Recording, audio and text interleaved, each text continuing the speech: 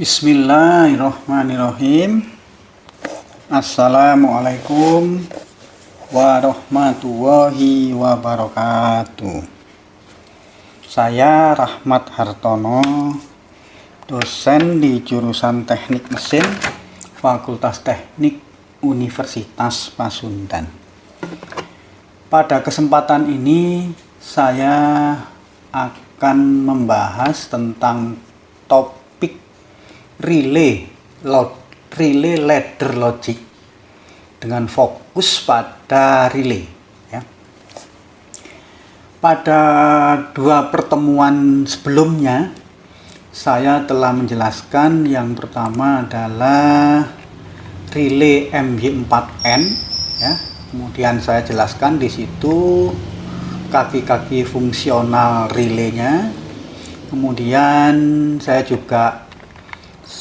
jelaskan kaki-kaki soketnya seperti apa. Kemudian saya juga jelaskan bagaimana memanfaatkan kontak pada relay ya. Nah, pada pembahasan kali ini saya akan memberikan contoh bagaimana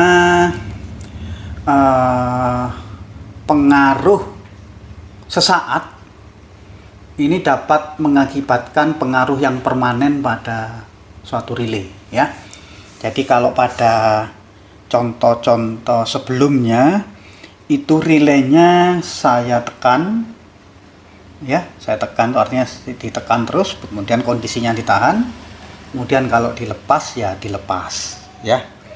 Nah, pada contoh kali ini relaynya itu tidak ditekan terus, tapi ditekan sesaat kemudian dilepas. Kira-kira seperti itu. Kalau istilah Inggrisnya itu klik ya, diklik ya. Nah, kira-kira seperti itu ya. Nah, bagaimana supaya bila limit switch itu diklik, maka relaynya akan on secara permanen. Nah, caranya seperti pada gambar 8 ini. Ya. Jadi limit switch itu saya paralelkan dengan salah satu kontak relay. Kemudian rangkaian tadi saya sambungkan dengan coil relay. Ya, kira-kira seperti itu. Nah, sekarang kalau limit switch ditekan, itu limit switch ditekan, yang terjadi adalah coilnya aktif. Kemudian C3-nya juga terhubung. C1 terhubung dan C2 terhubung. Nah, ini seperti kasus-kasus sebelumnya ya. Nah, pada kondisi seperti ini arus yang melewati coil itu bisa melalui limit switch, bisa juga melalui C3.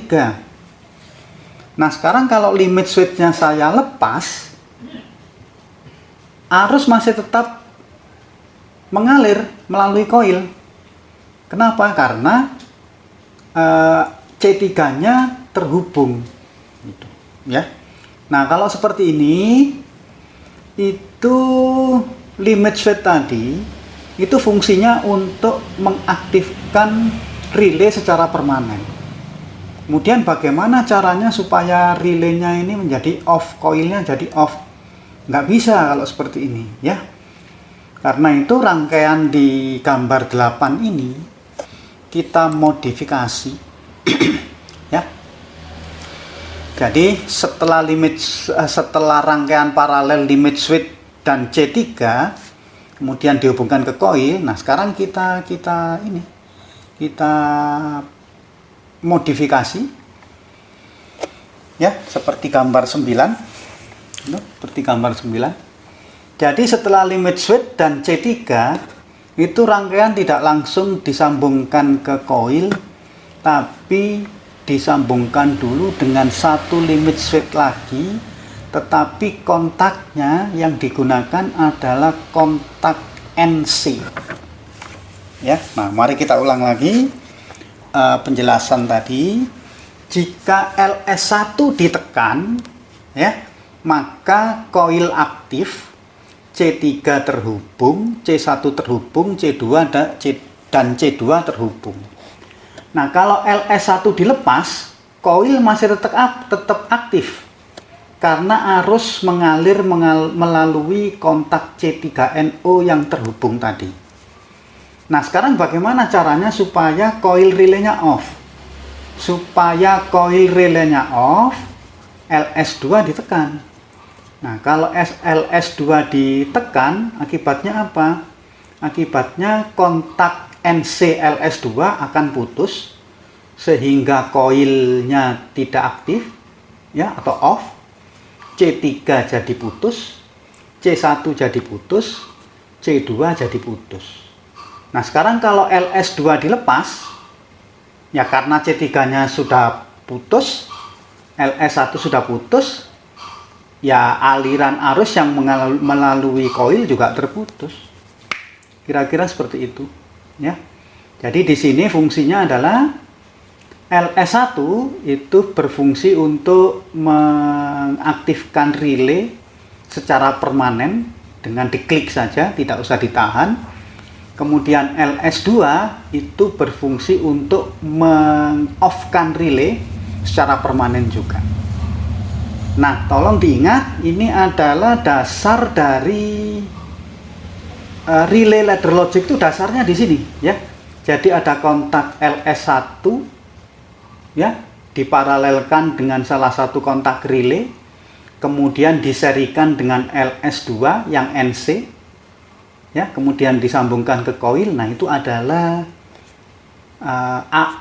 rangkaian dasar ya, rangkaian dasar sistem relay ladder logic. Sekali lagi, ini adalah rangkaian dasar dari sistem relay ladder logic. Untuk lebih jelasnya, kita lihat komponen-komponen sebenarnya dan akan saya tunjukkan cara merakit kabel berdasarkan gambar 9 ini seperti apa ya. Oke, kita lihat bentuk aslinya.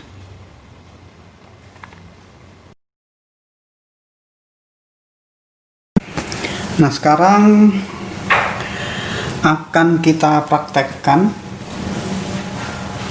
diagram pengkabelan yang kita bahas tadi. Jadi di sini saya punya relay ya. Kemudian ada limit switch. Nah, pada limit switch ini yang saya manfaatkan adalah kontak NC-nya ya. Nah, kemudian saya punya limit switch satu lagi, dan pada limit switch ini yang saya manfaatkan adalah kontak NO-nya ya. Nah, kemudian ini adalah konektor. Konektor ini pada sebelah kirinya saya pasangi dengan catu daya DC ya.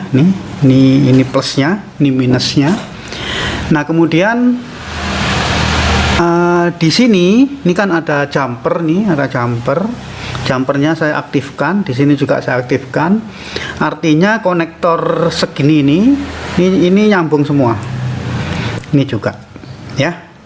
Nah, ini independen ini karena konektornya tidak saya aktifkan, kira-kira gitu. Nah, saya mulai saja. Jadi yang pertama saya akan memasang limit switch yang NO itu ke catu daya ya, catu daya DC. Ini sudah saya tandain positif itu. Nah, kemudian nanti limit switch ini itu saya gabungkan dengan ini kontak NO-nya ini ya. Ini saya pasang dulu. Ini ada kontak NO, kontak NO-nya relay saya pasang dulu kontak NO-nya relay ini. Ya, kontak.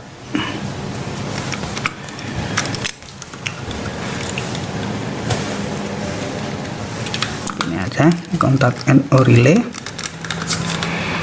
Gitu ya. Kemudian saya pasangkan juga dengan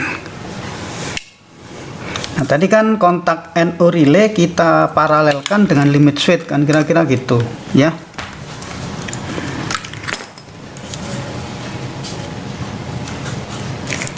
Gitu.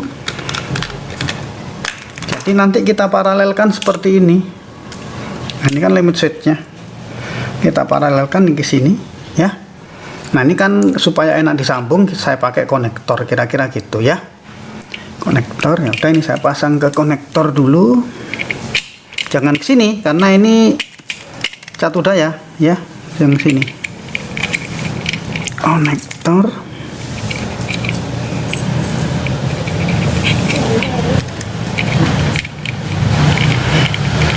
Itu, ini juga saya pasangkan ke konektor juga. Itu ya.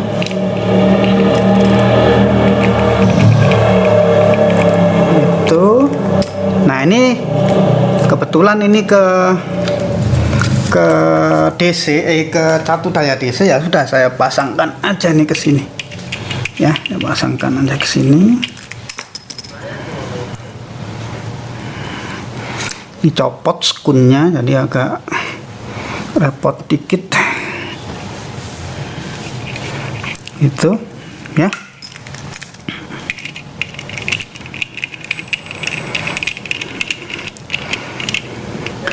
Nah, kemudian ini ya, ini saya hubungkan dengan ini apa, koil, dengan kaki koilnya ya. Saya ambilkan yang positif lagi, tadi udah saya siapkan. Nah, ini ya, ini saya hubungkan dengan koil ya, koil di bagian positifnya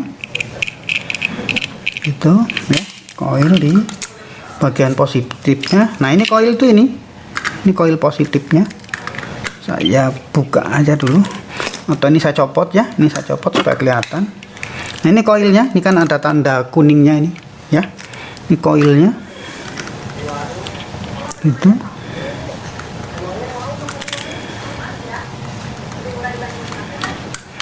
Itu, ini koil. Nah, kemudian koil negatifnya saya hubungkan dengan satu daya negatif, gitu aja ya.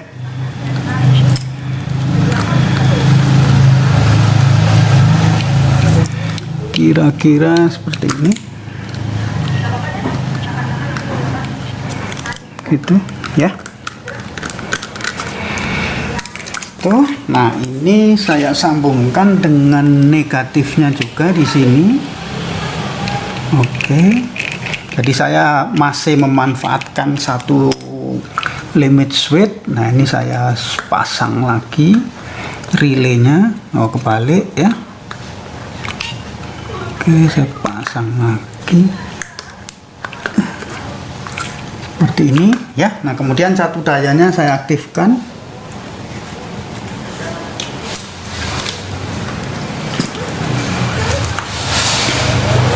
Nah, ini satu daya ada aktif.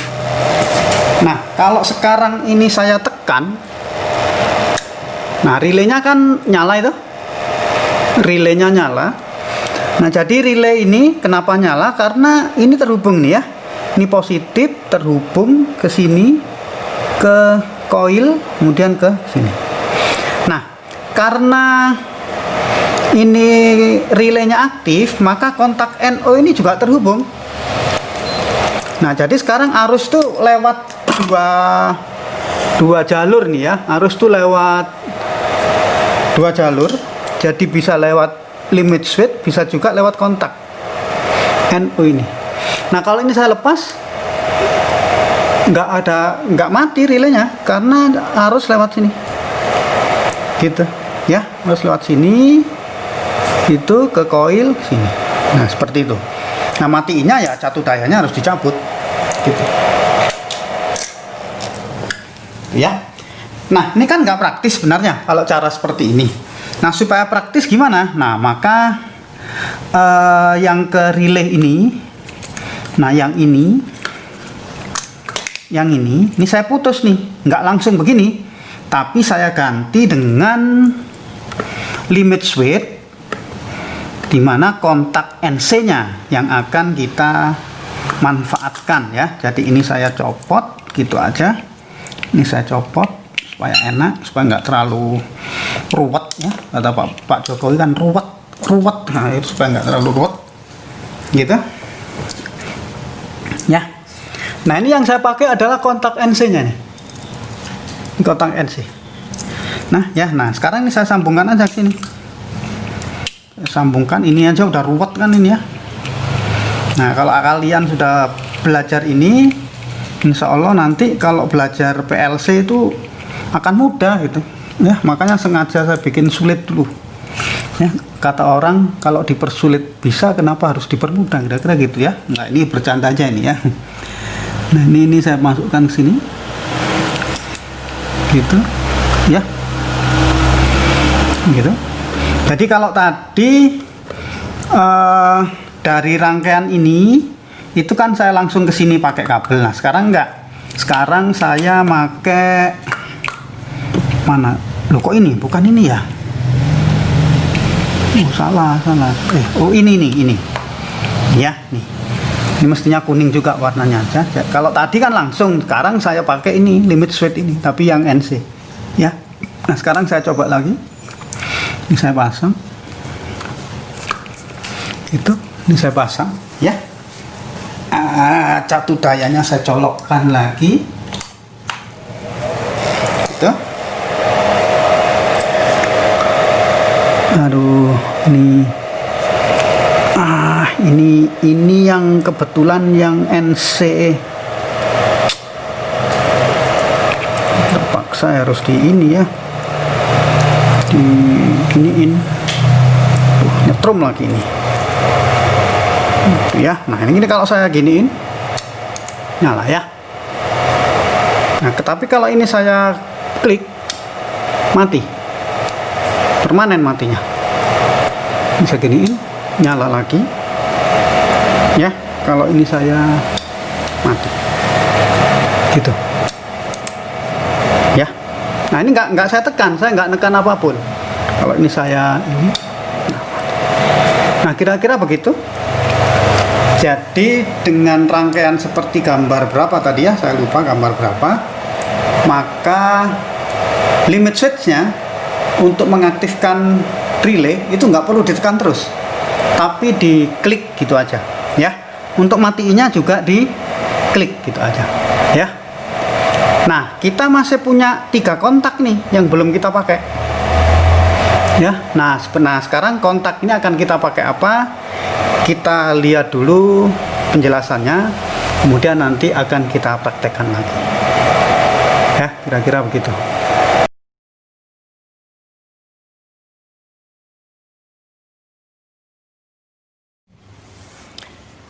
Barusan kita telah mempraktekkan bagaimana cara mengubah ya, perubahan sesaat pada limit switch menjadi perubahan permanen pada relay ya. Nah, berikutnya akan kita lihat bagaimana cara memanfaatkan kontak relay yang tersisa untuk mengendalikan arah putaran motor DC ya. Nah, jadi dalam hal ini kita masih punya 3 kontak yang tersisa pada relay ya. Kemudian 2 kontaknya seperti pada gambar 10 itu kita gunakan untuk mengaktifkan motor DC ya. Nah, dalam hal ini kontak yang kita pakai adalah kontak C1 dan C2. Jadi pada pemanfaatan kontaknya, semua kontak dimanfaatkan. C1 ada kontak NO dan NC-nya yang kita manfaatkan. Di C2 nya juga kontak NO dan kontak NC yang kita manfaatkan ya. Nah, jadi diagramnya seperti pada gambar 10. Jadi pada kondisi relay dalam keadaan off, kontak yang terhubung adalah C2NC dan C1NC. Ya, akibatnya apa? Akibatnya arus akan mengalir melalui C2NC, kemudian lewat kaki kanan motor DC, kemudian ke kaki kiri motor DC, kemudian diteruskan ke kontak C1NC, ya.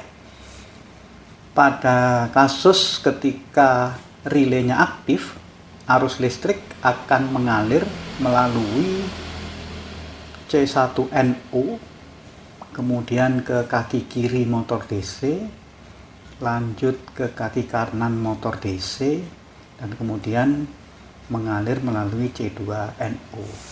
Nah, dalam hal ini aliran arus listrik di motor DC menjadi terbalik.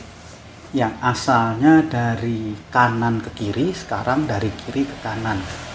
Akibatnya putaran motor DC akan berubah, ya. Jadi dengan mengklik LS1 maka putaran motor DC akan berubah. Kemudian kalau LS2-nya kita klik lagi, maka putaran motor DC kembali ke putaran semula. Kira-kira seperti itu, ya. Nah, untuk lebih jelasnya mari kita lihat bagaimana cara memanfaatkan kontak relay yang masih tersisa untuk mengatur arah putaran motor DC.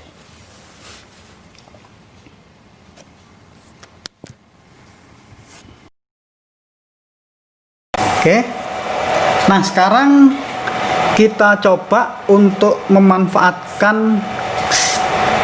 sisa kontak relaynya, ya. Nah, tadi yang sebelumnya kita sudah sampai sini. Jadi kalau ini saya klik, maka relaynya akan aktif terus. Kalau yang limit switch satunya saya klik, relaynya akan mati, ya, akan off. Oke, ya. Sekarang saya punya seperti yang pernah saya sampaikan sebelumnya, saya punya motor DC, ya. Ini motor DC. Gitu. Nah, motor DC ini kaki-kakinya saya sambungkan ke kaki kom. Kaki kom kontak yang kedua dan ketiga, ya. Nah, seperti ini misalnya. Saya sambungkan ke kaki komnya, kelihatan ya? Ini kaki kom.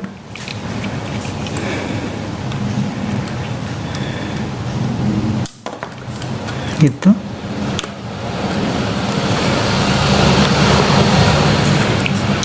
Satunya saya sambungkan ke kaki kom yang ada di sampingnya, ya, kaki kom yang ada di sampingnya, gitu.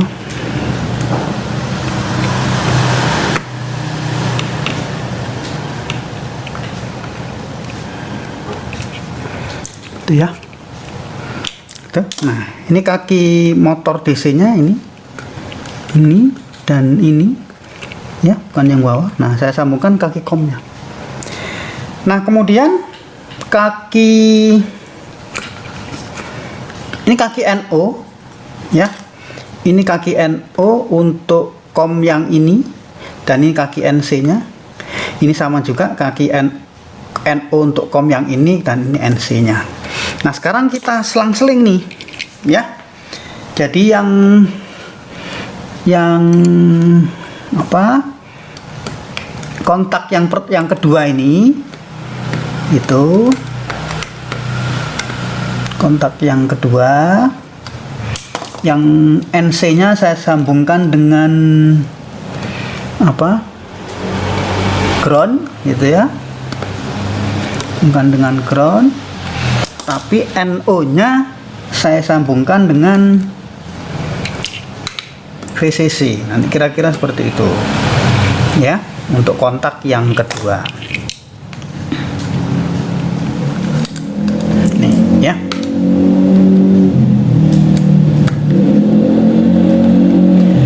Nah, untuk kontak yang ketiga justru sebaliknya.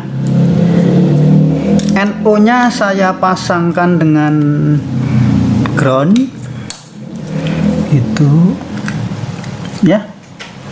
NO-nya saya pasangkan dengan ground, ya. Gitu. Yang bawah dulu. Yang bawah dulu berarti NC nya saya pasangkan dengan VCC ya, dengan VCC NC nya. Kalau yang atas dulu nanti repot ya. Yang atas, yang NO nya justru saya pasangkan dengan ground ya, gitu. Nah, dengan pemasangan ini sebenarnya apa sih akibatnya? Akibatnya adalah ini kan kontak, ini kan kaki NO ini dua-duanya ya, motornya di sini, motornya di sini ya. Nah, nanti kalau yang terhubung itu NO, maka harus mengalir dari sini nih, positif sini, kemudian ke kaki motor ini, kemudian dari motor ini ke sini, nah ke sini, ya, gitu. Jadi mengalir dari, arus mengalir dari positif ini ke negatif ini. Kalau NO-nya yang terhubung.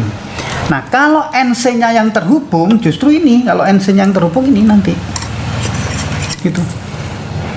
Nah, ini positif. Nah, nanti arus di motornya itu mengalir dari yang hitam ini menuju ke yang merah. Nah, artinya apa nanti? Artinya rangkaian ini bisa kita gunakan untuk mengatur arah putaran motor DC ya. Apakah benar seperti itu? Kita coba saja ya. Nah, ini saya hubungkan dengan kabelnya kurang panjang. Oke, saya hubungkan dengan, ini kan positif nih ya, ini positif semuanya segini.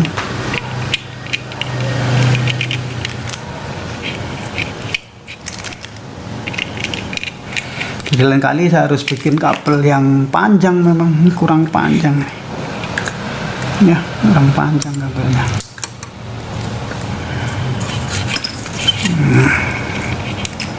Kalau kabelnya panjang enak, lebih fleksibel gitu ya. Nah, kebayangkan untuk mengatur motor DC gini aja udah ruwet. Udah ruwet nih. Ya. Nah, ini pos negatifnya. Negatifnya ini. Kabelnya harusnya panjang memang. 40 cm gitu ya.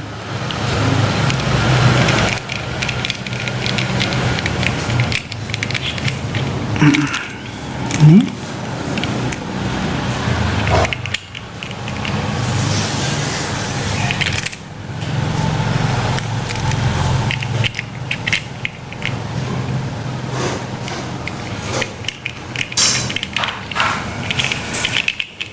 oke. Nah, ini harus rapet bener. Kalau nggak rapet nanti kita pusing sendiri ya. Nah, seperti ini ya. Ini saya lihat dulu apakah semuanya kena kamera. Oh, ini kena ya. Oke. Nah, kalau ini satu daya saya beri arus listrik, maka relay ini kontak yang nyambung adalah yang NC, jadi yang bawah ini. Jadi akan ada arus dari positif ini yang bawah, kemudian ke negatif ini, baru ke positif ini, baru ke ground.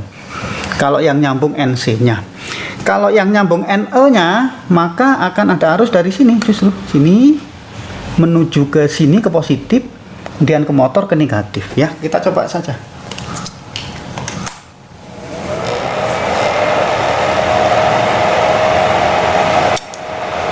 Nah, ini kan ada gangguan ini. Ada gangguan, mungkin kurang rapet atau gimana, bisa jadi ya. Saya rapetin dulu.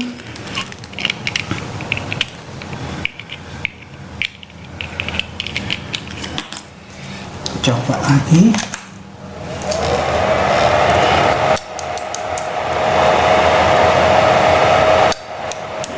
Bener padahal ya. Terhubung ke situ. Ini gini. Saya cek dulu ya. Cek dulu. Ini enggak sih? Oh, Jadi enggak itu tadi kabelnya. Ya. Nah, ini berputar seperti itu. Ini putarannya kelihatan ya. Nah, sekarang kalau saya klik ini, saya klik. Nah, ini harusnya muter kan? Harusnya putarannya terbalik.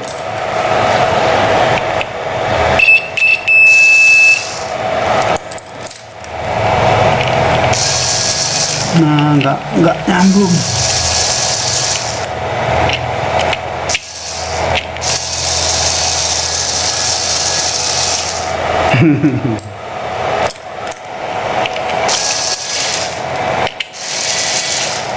Kok ini kurang. Oke, kalau gitu saya pindah saja ya ininya ke sini. Nah, ini tidak diantisipasi tadi.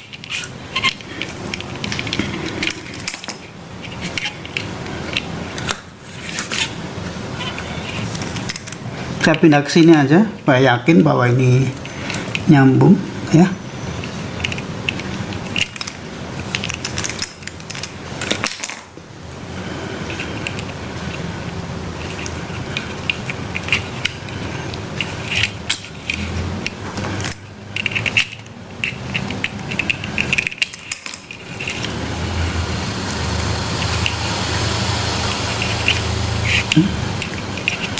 Oke.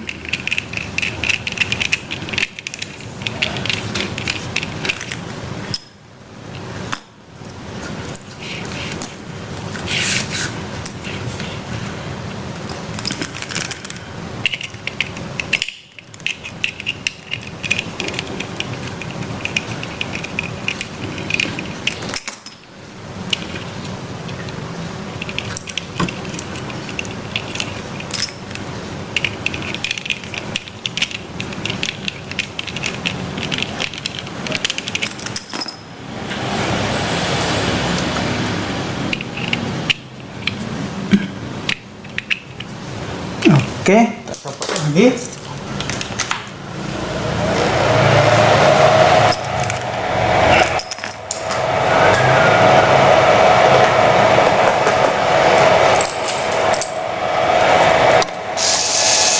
Nah ya, aneh kan?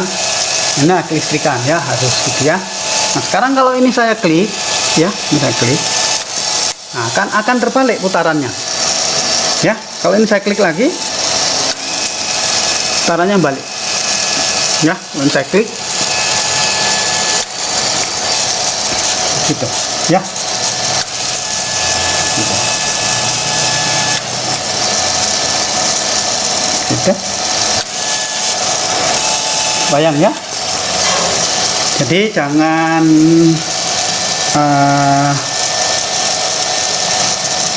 terkecoh oleh rangkaian yang ruwet ini. Jadi kuncinya adalah di diagram pengkabelannya yang tadi, ya, dalam pengkabelan yang tadi. Nah di sini pada contoh ini, itu motor DC-nya nggak bisa dimatiin ini. Kita hanya bisa mengubah arah putarannya saja. Gitu, hanya bisa mengubah arah putarannya, gitu ya. Nah bagaimana supaya kita bisa mematikan motor DC-nya? Nah nanti akan saya bahas di contoh pembahasan berikutnya ya. Nah ini adalah kontrol yang sederhana dengan menggunakan relay ya, dengan menggunakan relay. Jadi di sini sekali lagi perubahan sesaat pada limit switch ya, bukan pada relay ya, salah tadi saya. Perubahan sesaat pada limit switch itu bisa mengakibatkan perubahan permanen pada relaynya, dan ini kita manfaatkan untuk mengubah arah putaran motor DC ya.